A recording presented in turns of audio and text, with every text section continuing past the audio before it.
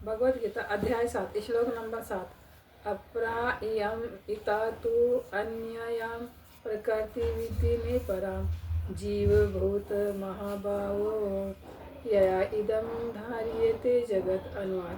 हे महाभाव अर्जुन, इनके अतिरिक्त मेरी एक अन्य पराशक्ति है जो उन जीवों से युक्त है जो इस भौतिक अपरा प्रकृति के साधनों का विदोहन कर रहे हैं। श्लोक नंबर 14। दैवी होश गुणमयी मम माया दुरत्या माम एवं ये प्रबदन्ते मया ते ताम यान्ति ते। अनुवाद। प्रकृति के तीनों गुणों वाली इस मेरी दैवी शक्ति को पार कर पाना कठिन है, किंतु जो मेरे शरणागत हो जाते हैं वे सरलता से इसे पार कर जाते हैं। श्लोक नंबर 19। पौनाम जन्मनाम अन्यते ज्ञानवान मां प्रपद्यते वासुदेव सर्वमिति समात्मा सुदुर्लभ। अनुवाद। अनेक जन्म जन्मांतर के बाद जिसे सचमुच ज्ञान होता है वह मुझको समस्त कारणों का कारण जानकर मेरी शरण में आता है। ऐसे महात्मा अत्यंत दुर्लभ होता है। अध्याय नंबर 8 श्लोक नंबर 5। अंत काले च मामेवं स्मरन् मुक्त्वा कलेवरं या प्रयाति सामद भावं याति नास्ति अत्र संशय। अनुवाद। और जीवन के अंत में जो केवल मेरा स्मरण करते हुए शरीर का त्याग करता है वह तुरंत मेरे स्वभाव को प्राप्त करता है, इसमें रंच मात्र भी संदेह नहीं है। श्लोक नंबर 16। आब्रह्मणात् लोका पुनरा अवर्तिनो अर्जुन मामुपेत्य तु कौन्तेय पुनर्जन्म न विद्यते। अनुवाद।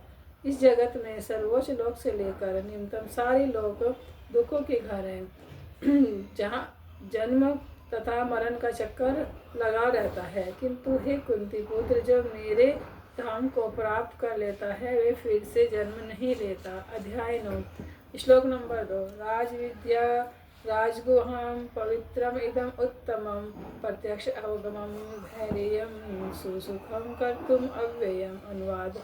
यह ज्ञान सब विद्याओं का राजा है जो समस्त रहस्यों में सर्वाधिक गोपनीय है। यह परम शुद्ध है और चूंकि यह आत्मा की प्रत्यक्ष अनुभूति कराने वाला है, अतः यह धर्म का सिद्धांत है। यह अविनाशी और अत्यंत सुखपूर्वक संपन्न किया जाता है। श्लोक नंबर 4। मया तत् इदं सर्वं जगत् अव्यक्तमूर्तिना मतिस्थानि सर्वभूतानि न च अहं तेषु अवस्थिता। अनुवाद। यह संपूर्ण जगत मेरे अव्यक्त रूप द्वारा व्याप्त है। समस्त जीव मुझ में है किंतु मैं उनमें नहीं हूँ। श्लोक नंबर 14। सतत कीर्तयन्तो माम यतन्ते च दृढ़वता नमस्यन्ता माम भक्तया नित्ययुक्त उपासिते। अनुवाद। ये महात्मा मेरी महिमा का नित्य कीर्तन करते हुए दृढ़ संकल्प के साथ प्रयास करते हुए मुझे नमस्कार करते हुए भक्तिभाव से निरंतर मेरी पूजा करते हैं। श्लोक नंबर 25।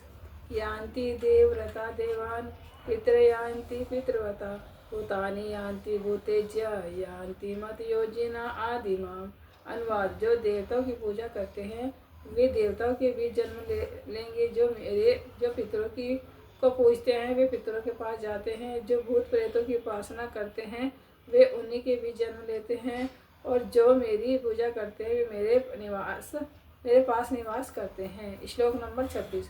पत्रम पुष्पम फलम तोयम ये मे भक्तया प्रयच्छति तद अहम भयुक्त्या उभ्रतम अश्नामि प्रयत आत्मना। अनुवाद। यदि कोई प्रेम तथा भक्ति के साथ मुझे पत्र पुष्प फल या जल प्रदान करता है तो मैं स्वीकार करता हूँ। श्लोक नंबर 27। यत् करोषि यत् अश्नासि यत् जुहोषि ददासि यथा तपस्यासि कौन्तेय तथा कुरुष्व मदर्पणा। अनुवाद। हे कुंती पुत्र, तुम जो कुछ करते हो, जो कुछ खाते हो, जो कुछ अर्पित करते हो या दान देते हो और जो भी तपस्या करते हो उसे मुझे अर्पित करते हुए करो। श्लोक नंबर 29-29। सो अहम सर्वभूतेषु न मे द्वेष अस्ति न प्रिया ये भजन्ति तु मां भक्तया मयि तेषु च अपि अहम। अनुवाद। मैं न तो किसी से द्वेष करता हूँ न ही किसी के साथ पक्षपात करता हूँ। मैं सबों के लिए समभाव हूँ, किंतु जो भी भक्तिपूर्वक मेरी सेवा करता है वह मेरा मित्र है, मुझ में स्थित रहता है और मैं भी उसका मित्र हूँ।